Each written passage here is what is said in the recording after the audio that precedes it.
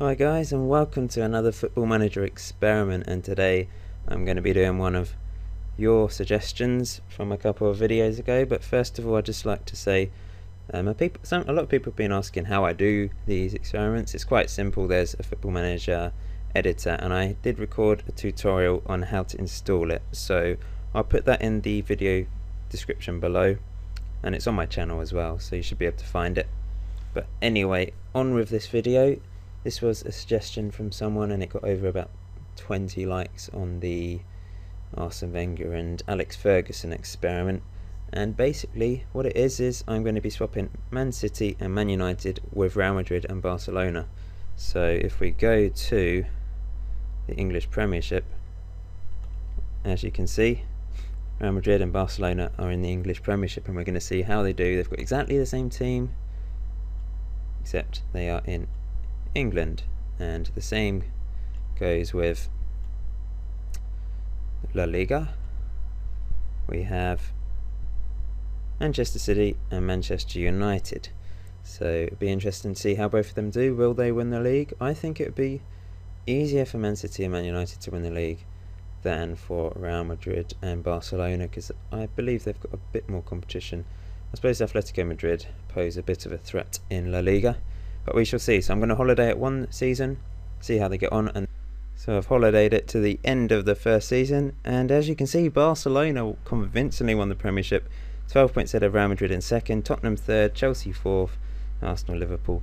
Unfortunately, I haven't worked out a way of getting foreign teams to qualify for the Champions League or European places in a foreign country, in a different league. So I'm going to try and work that out for future videos if I do this sort of thing. If anyone knows, inbox me, let me know. But I can't seem to find anything to suggest. So they haven't qualified, even though they finished first and second. So stats wise, we look at the players. Ronaldo with 23 goals was top scorer, then Giroud, Crouch, Zamora, Villa. But average rating wise, Iniesta was top with 8.13, amazing season for him.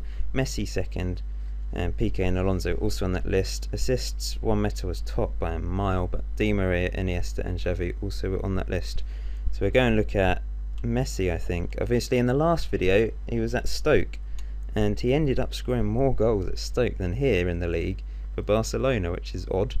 But anyhow, he managed to get 13 goals in the English Cup competitions as well. So in the end he got 31 goals in 66 games, an insane number of games. But overall a good season. He just struggled for goals in the Premiership, maybe struggled with the physical side, but he's still got a very good average rating, so it would suggest he just didn't put it in the back of the net as much as normal. We'll look at the squad. Goals wise, Messi was top with 31 and Villa 29, Bojan was 16, but that was because he was on loan. Fabregas and Sanchez and Iniesta also got over 10 goals. Average rating wise, Messi top thanks to his cup performances, and Iniesta second, Piqué, Busquets, Fabregas, Alves, etc, etc. You can pause the video if you want to see their average ratings. Fixture wise, they had a very unlucky end to the season in the fact they lost the FA Cup final against West Brom 2-1. Messi scored in the final. And they lost the Champions League final against Dortmund 4-1.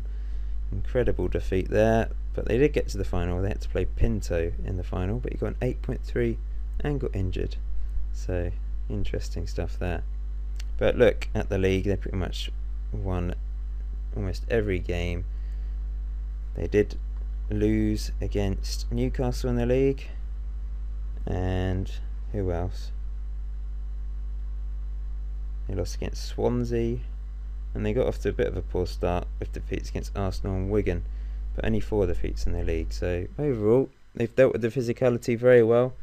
They didn't lose against Stoke, they beat them 3-1 there at home, and also they drew 1-0 away from home, so not a bad result. Villa with the goal. Messi didn't score. People were saying to me in the last video, but can he score away from home at Stoke? And he didn't. So there you go, that answers your question. But he scored plenty of other goals and played very well. So we'll go to Real Madrid now. and look at the squad. Goals wise, Ronaldo was top. Obviously he's used to the Premiership, so you could say he's got an advantage in the fact that he's used to the physicality and the pace and whatever, the style of English play. And Benzema, Higuain and Falco, who they signed in January, got 13 goals in 21 games, pretty impressive there. Average rating wise, ignore the top guy, he only played one game. Ronaldo highest, Alonso, Modric, Ramos, Di Maria, Falco, etc, etc. So they finished second. They lost a lot more games. I mean, they lost against West Ham away, they lost 3-1, lost against Barcelona in the league, lost against Villa, Sunderland, and who else? West Brom in the FA Cup semi-final. West Brom fans, you should be proud. You beat Real Madrid and Barcelona on your way to the 2013 FA Cup. That's against Barcelona again in the league, and also in the Champions League, and also second defeat against Aston Villa in the league. So there you go, Villa fans. Very good for the Birmingham clubs there, Aston Villa and Midlands clubs anyway, winning. So yeah, we shall now look at La Liga and see who won La Liga. And it was Man City, convincingly. And Man United didn't even finish second, they finished behind Valencia, 1 point behind. So very good season for Man City and Barcelona as well. But player wise, he was top scorer. It was Negredo, and then joint with Van Persie and Soldado as well. But Van Persie, joint top scorer. Average rating wise though, Aguero and Torre, Carrick, Ozil, who Man City signed for 40 million I think, and Robin Van Persie in the top 5. So if we go to Man City and view the squad, look at goals wise, top scorer, they had a lot of players who got just over 10 goals, so they shared it around a lot goals wise. Tevez, Dzeko, Nasri, Aguero, Fellaini and Torre all getting lots of goals. They also signed Fellaini, so Fellaini and Ozil they signed. Average rating wise, Aguero was top, Torre, then Kompany in third, Ozil, Clichy, Maicon, Fellaini, Tevez, Hart. You can look at that yourself. Fixture wise,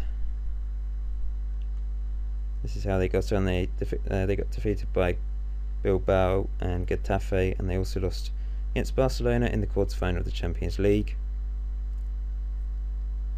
Draw against Man United there. But yeah, the odd defeat here and there in various competitions. They lost in the... they won the Spanish Cup, 1-0 against Malaga in the final, thanks to a Fellaini goal. So that was... They won the double this season. Lost against Seville. Also lost against Man United in the league. So Man United got one up on them in the games between the two teams, but overall Man City won the league. Let's go to Man United then, and this will be the last thing we do. I'm only going to do one season today, as it takes quite a long time to go through all of this. Van Persie with 28 goals was top scorer. Kagawa and Rooney with 14. Average rating wise, Van Persie top, Carrick second. Obviously he was higher in the league though. And yeah, a few random players there, youngsters I assume. And we'll look at fixtures I think. So fixtures, got off to a good start, but then they lost against Celta and Betis in the league. They lost in the Spanish Cup 5th round against Granada. And they also lost against PSG in the Champions League first knockout round. Lost against Seville and Mallorca and Valencia 4-1. Bad defeat there. And Zaragoza. So yeah, overall it's been quite an interesting experiment I think. I don't know what you think. You can put your comments in the comment section below on what you think would happen in real life. Barcelona dealt with English football. I'd have thought Real Madrid would be better, if I'm honest. I think most people would say that. And in terms of La Liga, both Man City and Man United did well, but Man City did a lot better. So there you go. That's answered that question for you, whoever asked that question. So I'm not going to do any more seasons because basically because the teams haven't qualified for Europe, so that might affect other things as well. So I've only done one season, but I'll try and figure that out for next time whenever I do an experiment like this. If you've got any other ideas, leave them in the comment section below.